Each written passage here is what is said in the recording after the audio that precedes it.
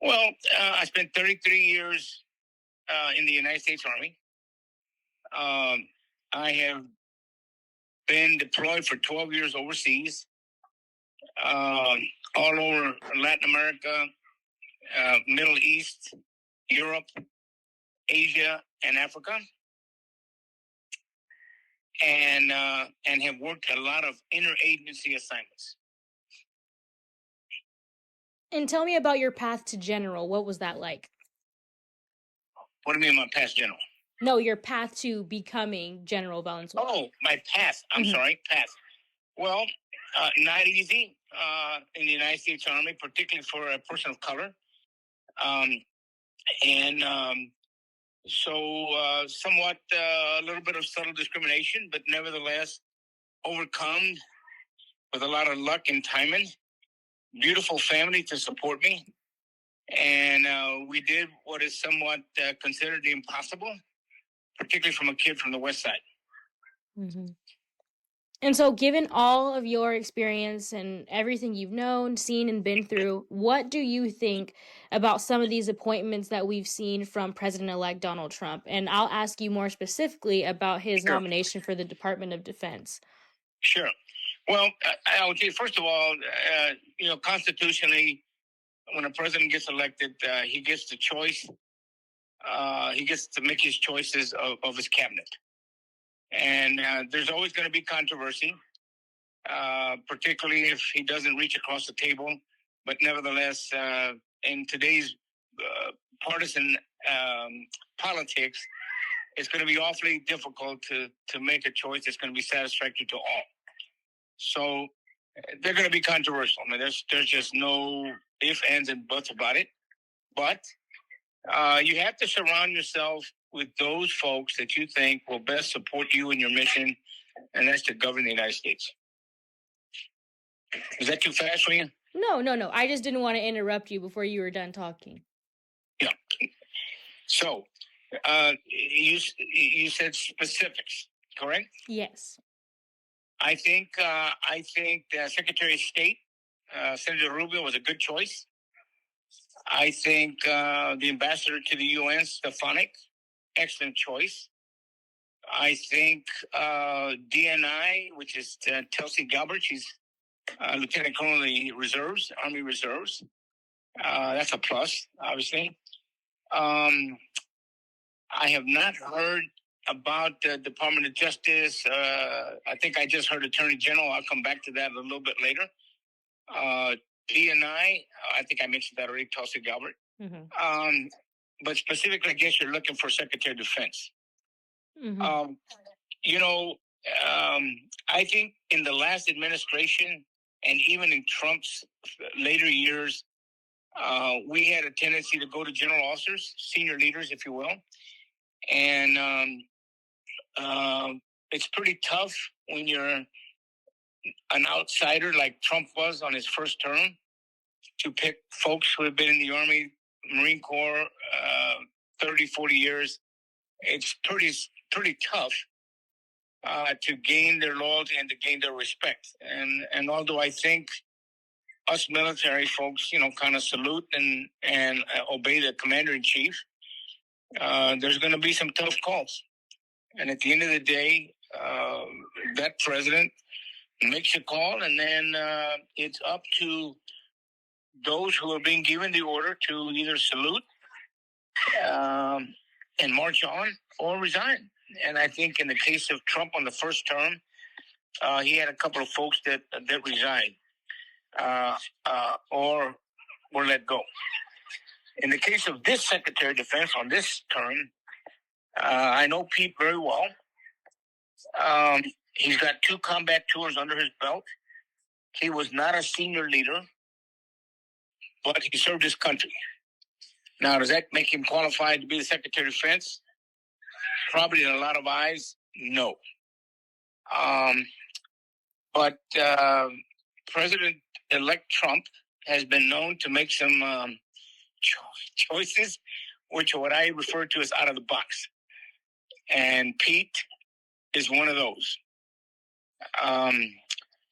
So I think where people miss the boat is that all the cabinet positions are going to have to surround themselves with senior professionals, experienced, focused, visionary. And so I think that's the protection in the system, in the Constitution, that no one is going to let the president-elect make a wrong decision. I was asked that question recently by Sid Christensen, and the question was, do I think that the military would follow what President-elect Trump had said, that he would use the military for certain things that were kind of unconstitutional? There is no way, I believe, that any of the military would go against the Constitution and do something that was unauthorized, unconstitutional, or whatever. I just don't believe it. I think there's too many layers of folks who would question decisions, and I think in the Secretary of Defense, Secretary of State, National Security Advisor Waltz, Representative Waltz, is phenomenal. I know him. I have worked with him in the Special Forces. I really believe that what he did, the wisest decision he made, was his chief of staff. I can't recall her name right off the bat, but she has the temperament to make sure that if the president-elect makes a decision, she's going to make sure that it's tempered and it's the right decision and will cause the least amount of controversy while at the same time accomplishing the mission. Is that too much? No, that's great. I want to let you say everything that you have to say because I think you're making some good points. You know, Destiny, I will just tell you, you're asking a guy who spent 33 years in the Army, who had a tough road, a tough path. Again, not only myself, but my family, the sacrifice of my 2 children. And we made it. And our kids are successful. My wife is a hell of a soldier who sacrificed big time. I just think that sometimes the military is looked at as not given the fair shake that we so rightfully deserve. And that is that, we protect our country, the freedoms, the right to vote, the right to express your opinion. And if they're chosen, like Pete was, to be the Secretary of Defense, I think we got to give all these folks the benefit of the doubt. Each administration is going to be different. But I will tell you right now, what's really more important than anything, we're facing 4 adversarial folks: China, North Korea, Iran, and Russia. And I think you need a person with heads on the shoulders, and I think it's going to be a cabinet decision, if anything, rather than just one person like Pete making that decision. So I think it's there's a protection built in the system that says, hey, it's got to be unanimous, and if it's not, then at least everybody express their opinion. And I think the cabinet, if you look across the board, you have people with different opinions, different walks of life. Diversity is in there: women, Hispanics, Middle Eastern. I think Vivek is that. Musk, Canadian, I believe. So I just think I think we just got to give this country a chance. We deserve it. And I think he deserves a chance. I mean, 80 million people said that Trump's the guy. So I just think we've got to get over the division within this country. And I would ask the public, you voted, you had your chance to express your opinion. Some failed, some won. And let's see what happens over the first year or so. So talking about diversity, right before I called you, I just wrapped up an interview with Jeffrey Addicott. I don't know if you're familiar with him. He was my general counsel. He was my lawyer when I was a general officer. Okay, great. Now he's a little bit more outspoken than I am. Just a hair. Just a hair. He did mention in talking about diversity, his feelings that there should be no diversity within the military because you all are meant to be one entity.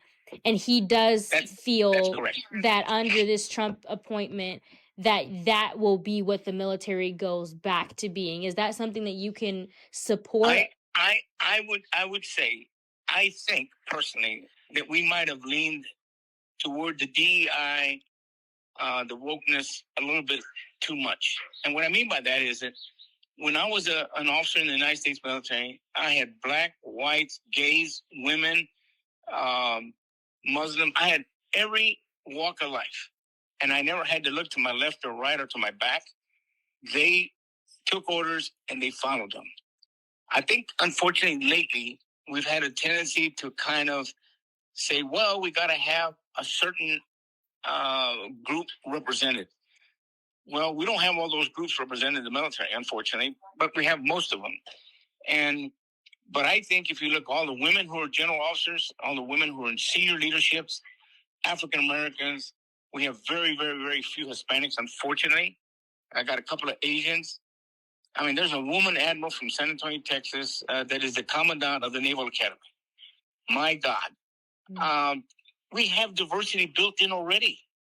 And I think we don't have to push DEI because we're just automatic. I mean, I have so many soldiers, sailors, airmen, Marines that I'm writing letters of endorsement to the military academies, and they're all representative of this great nation. I think we gotta look like society, and we do, but there's no need to push on any type of DEI focus because I think it's built in the United States military anyway, and that's unlike any other organization.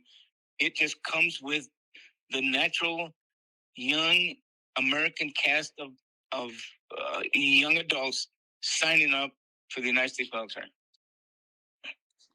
Well, that was well said, huh? Yeah.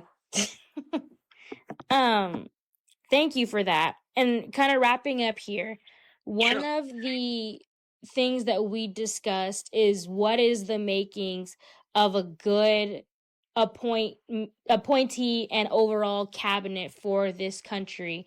As someone who's served in leadership, what do you think are some of those qualities that's going to make this cabinet, assuming that they're confirmed, successful? Sure. Yeah, I think the number one quality has to be loyalty, but more so trust.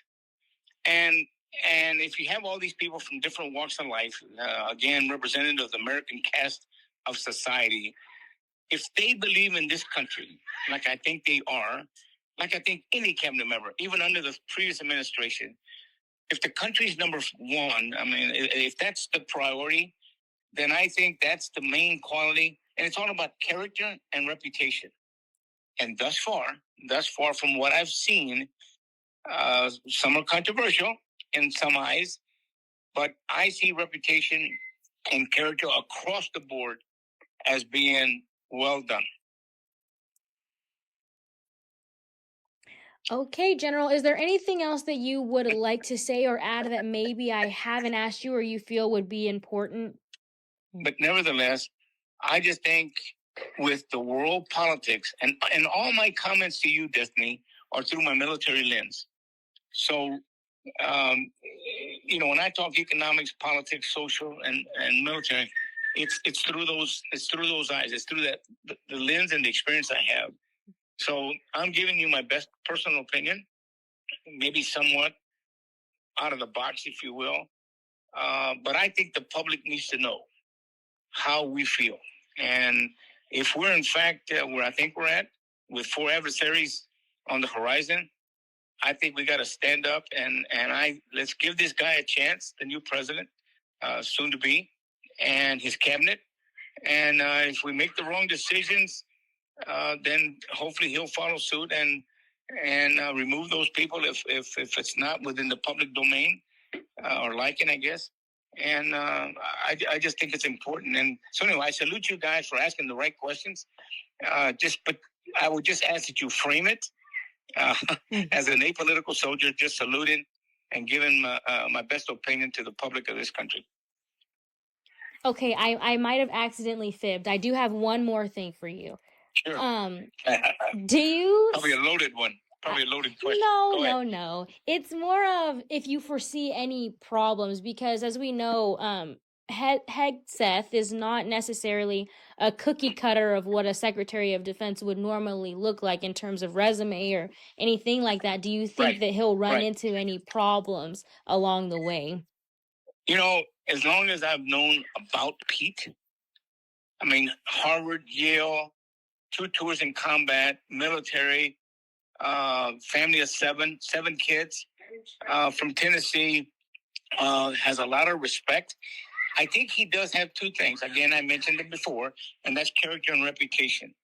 And yes, he's not a former general. He's not a former congressman or congresswoman. But you know what? This guy's not a dummy. And this guy follows orders. And he's very loyal and he's trustworthy. Man, I can't think of maybe lack of experience. But what is the experience of a Secretary of Defense? Do you have to come from the Pentagon? Do you have to come from Congress? That's not written any place that I know of. So we've made some bold choices in the past. Most have been good. Some haven't. So I know everybody's kind of looking at the cabinet, and Pete's been the one that's kind of a little bit unusual, unorthodox. But I would be willing to bet, and you come back to me in a couple of years and prove me wrong. But I think he's gonna work out, because the other trait that he has, teamwork, and he's a team player. So I think we've got the right guy. He's young. He was considered in the last cabinet. I don't know if you knew that. He was considered for, what was it? Maybe National Security Advisor or something. But he was too young. He's had 4 years to mature. Good family man, good Christian, which is another good trait. Character and reputation. And that's Destiny, the guy that I would have picked. I think it's a good choice.